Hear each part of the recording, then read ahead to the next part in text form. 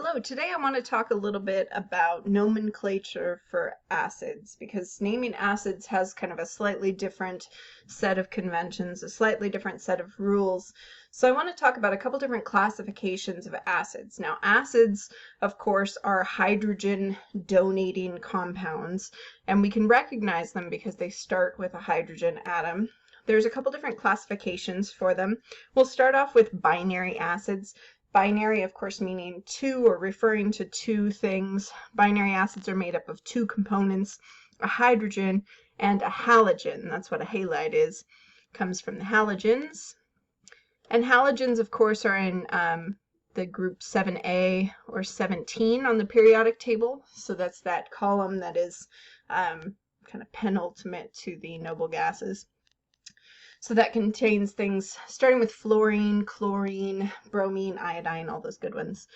And they have the same rules for naming them. Now it's a 1-to-1 ratio for hydrogen halides because hydrogen, when it forms an ion, can be either +1 or -1, but when it's combining with a halogen, halogens are always going to be -1 ions. So when the hydrogen forms, it'll be a +1. So it's a 1-to-1 ratio, +1 with the -1.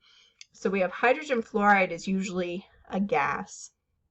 Now hydrogen fluoride in its gaseous form, we would name with the same conventions that we use when we're naming other compounds, other chemical compounds, non-acids. So if we're thinking about just nomenclature from a UPAC, then HF would be named hydrogen fluoride. And this would be if it's in the gas form, which I indicate here with my little g in the parentheses, which show me the phase of matter. When I start to bubble that gas through a liquid, meaning that I form an aqueous or aqueous solution of it, now I have hydrogen fluoride dissolved in water, indicated by my aqueous symbol there. Now I've created hydrofluoric acid. So the key to the naming convention here is that we have the prefix for the hydrogen, so it's always going to be hydro.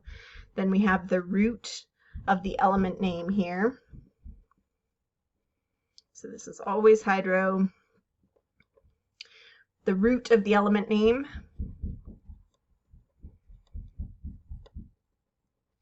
And then it's always going to end in ic.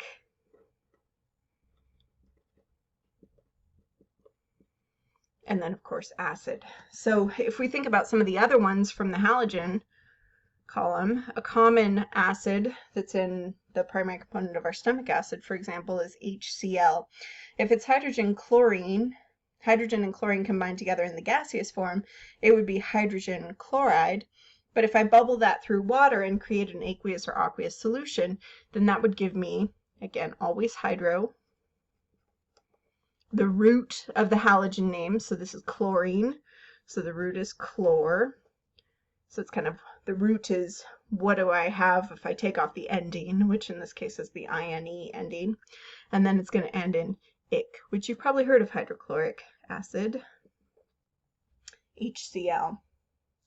Then we can kind of go down the column as well. We have hydrobromic acid, we have hydroiodic acid, and these acids have varying strengths, but and we'll talk about that in more detail when we get into acids and bases, but this is really focusing on the nomenclature and the naming conventions. So these are all the binary acids, the hydrogen halides. Now if we switch to another classification of acids, then we can talk a little bit about oxyacids or oxo acids.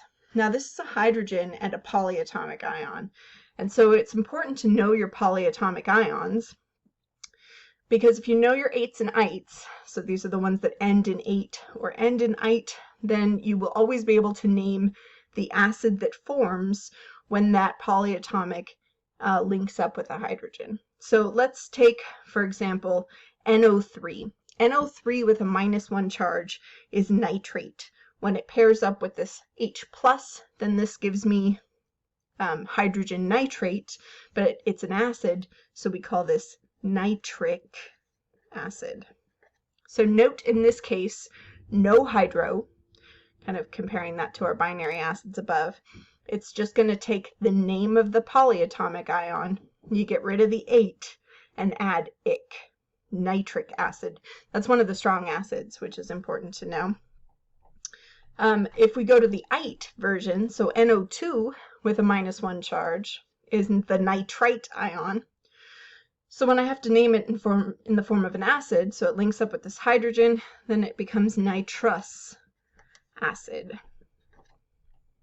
So it's really important to know your ates and your ites for your polyatomic ions, because that will tell you how to name the acid. And this classification of acids is called oxyacids or oxoacids, because these polyatomics, these ates and ites, always end in oxygen. And remember, the difference between the ates and ites is in the number of oxygen that it ends with. So the ate will always have one more oxygen than the ite. Let's look at another example. Let's take something like H2SO4.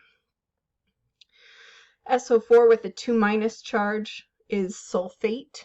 So if I'm going to name this thing, my ate becomes ic.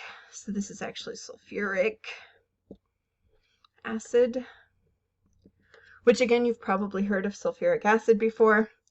And then the sulfite ion is SO3 with a -2 charge. So if I have H2SO3, that sulfite becomes us. So instead of sulfuric acid, I have sulfurous acid. And the same pattern is going to be true for phosphate, for example. You'd get phosphoric acid, or carbonate gives you carbonic acid, right? So the ates are always going to end in ic, and if I have an ite as a polyatomic in there, then it's going to end in us, like nitrous acid or sulfurous acid. All right, if you have any questions on naming acids, don't hesitate to reach out. Remember, this is just kind of focusing on the nomenclature part. We'll get into the chemistry part in future videos.